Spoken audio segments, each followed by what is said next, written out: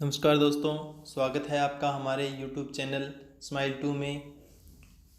कल हमने पढ़ा था लेटेस्ट टॉपिक के बारे में और आज हम पढ़ेंगे पार्ट ऑफ स्पीच टॉपिक के बारे में। तो चलिए शुरुआत करते हैं वीडियो की। पार्ट ऑफ स्पीच का मतलब होता है कि एक जो सेंटेंस होता है, वाक्य होता है, उसके कितने भाग किए जा सकते हैं, यानी उसके अंदर जितने भी शब्दों का इस्तेमाल होता है वह शब्द हैं वो अपने स्थान के आधार पर किस पहचान रूप में आता है। यानी जो वाक्य के शुरुआत में आता है उसे अपने क्या बोलेंगे, या अलग अलग जो शब्द हैं उनका अलग अलग काम रहता है और उन्हीं काम के आधार पर उनका नामकरण होता है कि वह किस प्रकार का शब्द है। पार्ट ऑफ स्पीच जो है वो एक लिस्ट है, एक सेंटेंस के जितने भी पार्ट्स हैं उनकी। तो there are 8 parts of speech in English language. अंग्रेजी में 8 भाग हैं एक वाक्य के, या एक बोले गए स्पीच का अर्थ वैसे होता है भाषण, लेकिन अपने बोले हुआ जो वाक्य हैं उसे अपने स्पीच कह सकते हैं। तो इतने इसके कितने भाग हैं? 8 भाग हैं। एक नंबर है noun, 2 number pronoun, 3 number verb, 4 number adjective, 5 number adverb, 6 number preposition, 7 number conjunction और 8 नंबर है इंटरजेक्शन। आज अपनी बात करेंगे पार्ट ऑफ स्पीच के पहले भाग के बारे में, जो है नाउन। नाउन संज्ञा। डेफिनेशन अगर देखी जाए कि नाउन किन शब्दों को नाउन कहते हैं, तो ए word that is the name of a thing, an idea, a place और ए पर्सन। कि एक शब्द जो किसी वस्तु का नाम हो, या किसी विचार का नाम हो, या किसी स्थान का नाम हो, या किसी व्यक्ति का नाम हो, उसे क्या कहेंगे? संज्ञा कहेंगे। जैसे टेबल यानी मेज, राजस्थान स्थान का नाम आ गया, राम किसी व्यक्ति का नाम आ गया। ठीक है। इसके बाद में अपने बात करेंगे संज्ञा के प्रकार के बारे में। Kinds of noun. संज्ञा कितने प्रकार की होती है? There are 5 kinds of noun in English language.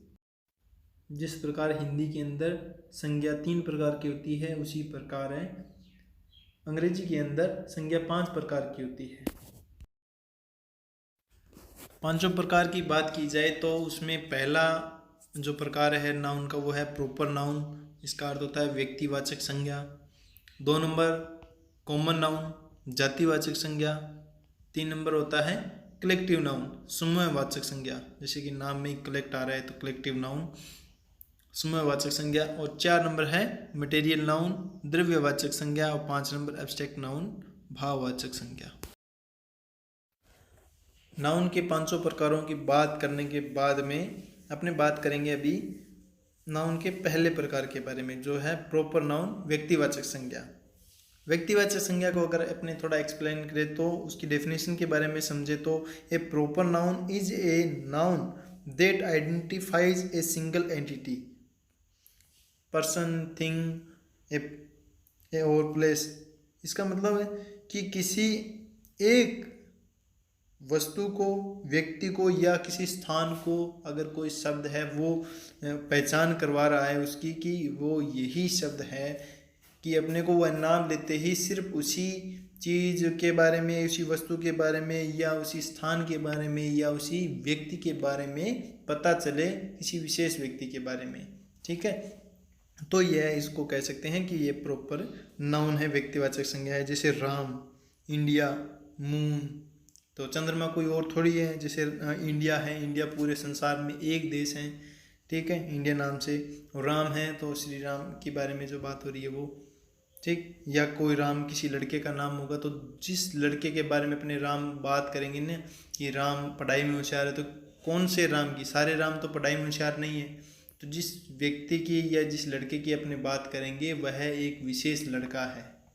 ठीक है। या किसी स्थान के बारे में बात करें, किसी भी गांव का नाम हो गया, वो सारे इसके अंदर प्रॉपर नाउन के अंदर आएंगे। जैसे किसी स्थान के नाम में प्रत्येक गांव का नाम है तो वो यूनिक है पूरे संसार में, उस जैसी बनावट का, उस जिससे जितने उसमें लोग रहते हैं, जैसे जैसे लोग रहते हैं, वह पूरा जो संरचना है उस गांव की, वह कंप्लीट संरचना पूरे संसार के अंदर सिर्फ एक ही है और उसी नाम से सिर्फ एक ही है वो गाँव। ठीक है, इसीलिए वह पूरा अद्वितीय हो जाता है एक हिसाब से। प्रॉपर नाउन का मतलब हो गया प्रॉपर, कि अपने को वह बात प्रॉपर रूप से पता चल जाए कि यह बात इसी बारे में हो रही है, इसी नाउन के बारे में यह शब्द इस्तेमाल किया गया है। प्रॉपर नाउन, इसमें विशेष बात है थोड़ी कि प्रॉपर नाउन वाले शब्दों की शुरुआत हमेशा कैपिटल लेटर से होती है। तो पहचान करने में थोड़ी आपको सहायता मिलेगी कि कैपिटल लेटर से, हालांकि अगर वाकई की शुरुआत में कोई प्रॉपर नाउन आ रही है तो उसका तो वैसे ही कैपिटल लेटर में शुरुआत होगी, क्योंकि लाइन की शुरुआत भी है, सेंटेंस की जो शुरुआत है वो भी कैपिटल लेटर से ही होती है हमेशा।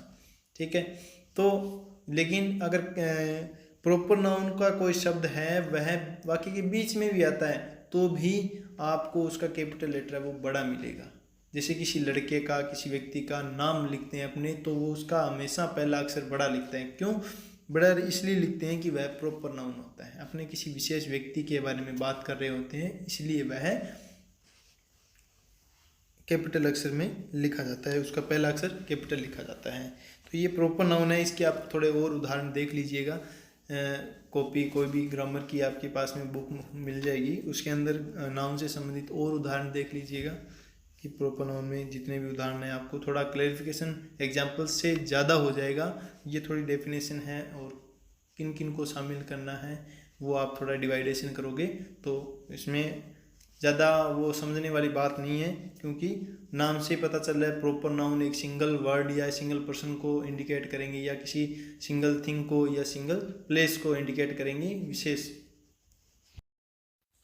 प्रॉपर नाउन के बाद में 2 नंबर प्रकार आता है नाउन का, वो है कॉमन नाउन, जातिवाचक संज्ञा। नाम से स्पष्ट है कि पूरी जाति का बोध करवाएंगे। तो इसकी अगर डेफिनेशन की बात करें तो common noun is a noun that refers to a class, कि कॉमन नाउन वह संज्ञा शब्द है जो किसी पूरी जाति को संबंधित करता है, रिलेट करता है, उससे संबंध स्थापित करता है। इसका मतलब है कि पूरी जाति का बोध करवाता है। ठीक है, एग्जाम्पल के तौर पे देखेंगे बॉय, तो लड़का, बॉय यानी लड़का। तो लड़का अगर शब्द अपने उच्चारित करेंगे कि या लड़के या लड़का, कि लड़का पढ़ाई में होशियार होता है, तो इसका मतलब जितने भी लड़के हैं उन सब की बात हो रही है। जैसे स्कूल हो गया कि स्कूल में बच्चे पढ़ते हैं, तो इसका मतलब हर स्कूल की बात हो रही है, जितने भी दुनिया में स्कूल है उन सभी स्कूलों की बात हो रही है कि स्कूल में क्या होता है, बच्चे पढ़ते हैं।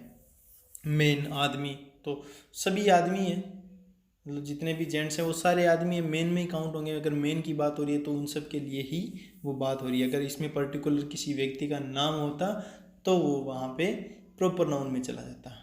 ठीक है, तो ये हो गई कॉमन नाउन। कॉमन नाउन में एक विशेष बात और है कि कॉमन नाउन से पहले अगर दी आर्टिकल का प्रयोग कर दिया जाएगा तो वह प्रॉपर नाउन बन जाता है। इस बात का विशेष रूप से ध्यान रखना कि अगर बॉय की जगह दी बॉय लिखा हुआ आए तो वह प्रॉपर नाउन होगा, नहीं कि कॉमन नाउन। आप उसको कॉमन नाउन में शामिल नहीं कर सकते कि दी बॉय इज प्लेइंग फुटबॉल, यानी किसी विशेष लड़के की बात हो रही है, किसी विशेष पर्सन की बात हो रही है कि वह लड़का है वह जो फुटबॉल खेल रहा है, लड़के की ओर इंडिकेशन होता है इस दी आर्टिकल की वजह से, तो वहाँ पे वह विशेष लड़का बन जाता है, न कि कोई साधारण जातिवाचक संज्ञा का उदाहरण होगा वो। ठीक है, अगर वाक्य में प्रयोग करके किसी शब्द का दे दिया जाए और कॉमन नाउन का शब्द हो और उससे पहले दी आर्टिकल का प्रयोग हो तो आपको उसको प्रॉपर नाउन के अंदर शामिल करना है, न कि कॉमन नाउन के अंदर। इसके बाद में 3 नंबर प्रकार आता है नाउन का, कलेक्टिव नाउन। कलेक्टिव नाउन का अर्थ होता है समूहवाचक संज्ञा। Collective noun is a word that referring to a collection of things. Collection of things कह लो, कलेक्शन ऑफ प्लेसेस कह लो, कलेक्शन ऑफ पर्सन्स कह लो। तो कलेक्शन जैसे नाम से स्पष्ट है, कलेक्टिव नाउन है, कलेक्शन होगा, समूह, किसी समूह की बात होगी।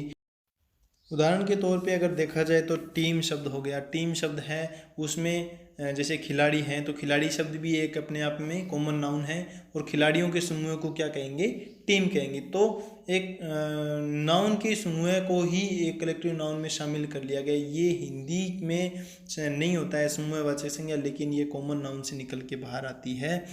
तो यहाँ पे आपको पता रखना है कि जिस संज्ञा शब्द से किसी समूह का बोध हो तो वह कलेक्टिव नाउन में शामिल करी जाएगी। जैसे आर्मी है, किसी एक सैनिक को अगर खड़ा कर दिया जाए तो वह आर्मी नहीं है, लेकिन एक से अधिक अगर सैनिक उसके अंदर शामिल होगा तो उसको कहेंगे बटालियन या आर्मी कह सकते हैं, कुछ और, ठीक है, अलग अलग नाम के हिसाब से। जैसे स्टूडेंट की बात करें तो एक कपल ऑफ स्टूडेंट्स को कहेंगे, जाके कुछ स्टूडेंट होंगे क्लास के अंदर, क्लासरूम के अंदर, तब जाके वहाँ पे क्लास बनेगी। एक सिंगल स्टूडेंट को अपने क्लास नहीं कह सकते। इसके बाद में अपने बात करेंगे 4 नंबर प्रकार की, जो कि है मटेरियल नाउन, द्रव्यवाचक संज्ञा। Material noun is a noun that refers to liquid material. इसका मतलब सीधा सीधा यही है, द्रव्यवाचक संज्ञा नाम से पता चल गया होगा आपको कि द्रव्यवाचक संज्ञा से इसका मतलब लिक्विड मटेरियल, जितने भी नाउन होंगी जो द्रव्य रूप में होंगी उनको इसके अंदर शामिल किया जाएगा।